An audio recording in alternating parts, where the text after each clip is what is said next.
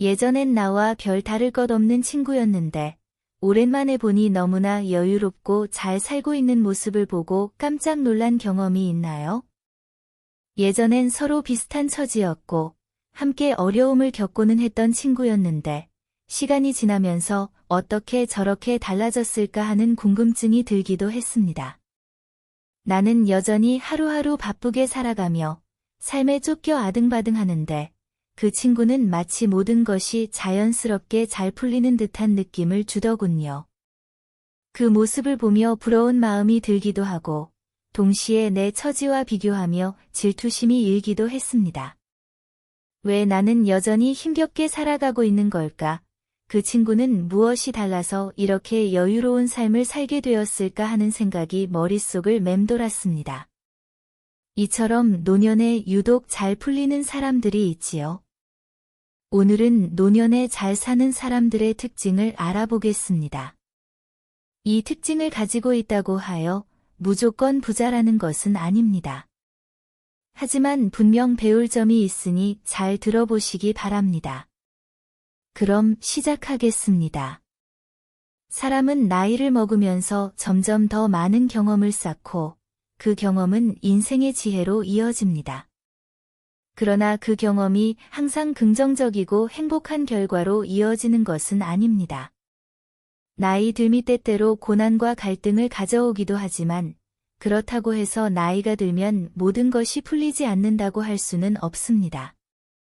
오히려 나이가 들수록 삶이 더 원활하게 풀리는 사람도 있습니다.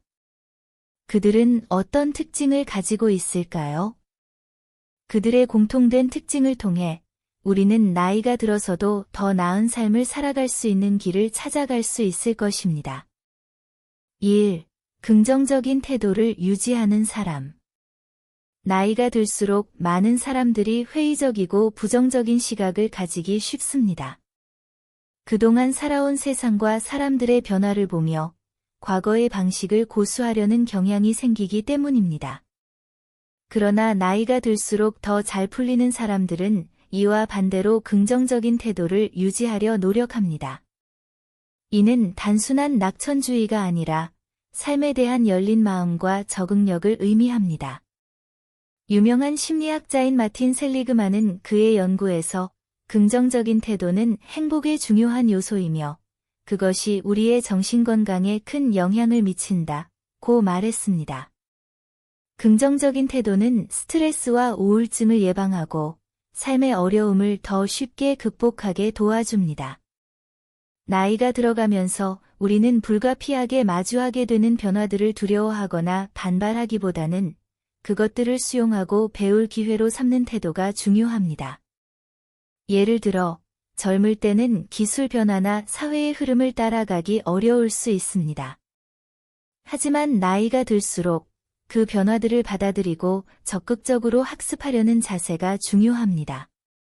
그렇게 하는 사람들은 오히려 더 많은 기회를 얻고 자신의 삶을 더 풍요롭게 만드는 법을 깨닫게 됩니다. 2. 자기관리와 건강을 중요시하는 사람. 나이가 들면서 가장 중요한 것 중 하나는 바로 건강입니다. 젊을 때는 몸이 자주 회복하고 강하게 느껴지지만 나이가 들수록 건강을 유지하는 것이 점점 더 중요해집니다. 많은 사람들은 나이가 들면서 자연스럽게 체력이 떨어지고 만성적인 질병에 시달리기도 합니다. 하지만 나이 듦이 잘 풀리는 사람들은 건강 관리에 항상 신경을 씁니다. 힐러리 클린턴은 건강이 없다면 아무리 많은 돈이나 성공을 이루었다고 하더라도 그것은 무의미하다고 말한 적이 있습니다. 사실, 아무리 성공적인 삶을 살더라도 건강이 무너진다면 그 성취는 오래가지 못할 수 있습니다. 나이가 들수록 꾸준한 운동, 올바른 식습관, 스트레스 관리가 필수적입니다. 건강을 잘 관리하는 사람들은 자신의 삶에 대한 자신감을 가지며 더욱 긍정적인 방향으로 나아갈 수 있습니다. 또한 나이가 들수록 신체적 건강뿐만 아니라 정신적 건강도 중요합니다. 명상이나 마음 챙김을 통해 스트레스를 관리하고 긍정적인 마인드를 유지하는 것 역시 삶의 질을 높이는 중요한 요소입니다.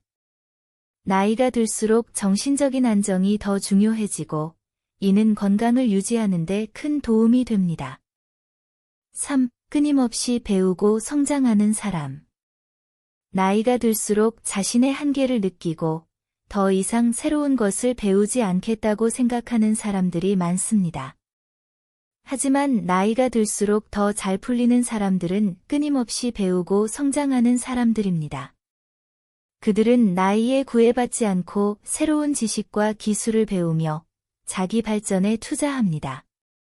알베르트 아인슈타인은 교육은 학교를 졸업한 후에도 계속되어야 한다 라고 말했습니다. 이는 나이가 들어서도 계속해서 배우는 것이 중요하다는 뜻입니다. 경험만으로 충분하다고 생각할 수 있지만 새로운 지식이나 기술을 배우는 것은 끊임없이 발전할 수 있는 중요한 원동력이 됩니다. 그들은 자신에게 도전하며 계속해서 성장하려는 의지를 가지고 있습니다. 그 결과 그들은 새로운 기회를 잡을 수 있고 더 나은 미래를 설계할 수 있습니다. 4. 타인과의 관계를 소중히 여기는 사람. 나이가 들수록 외로움이나 고립감을 느낄 수 있습니다. 많은 사람들이 가족이나 친구와의 관계를 소홀히 하거나 다른 사람들과의 연결을 단절하게 되는 경우가 많습니다. 그러나 나이가 들수록 잘 풀리는 사람들은 타인과의 관계를 소중히 여기며 그들과의 연결을 강화합니다. 마하트마 간디는 우리는 서로에게 영향을 미친다. 그리고 그것이 우리의 진정한 삶의 의미이다. 라고 말했습니다. 그는 인간관계의 중요성을 강조하며 우리가 타인과의 관계를 어떻게 관리하느냐에 따라 우리의 삶이 어떻게 변화하는지에 대해 깊은 통찰을 주었습니다.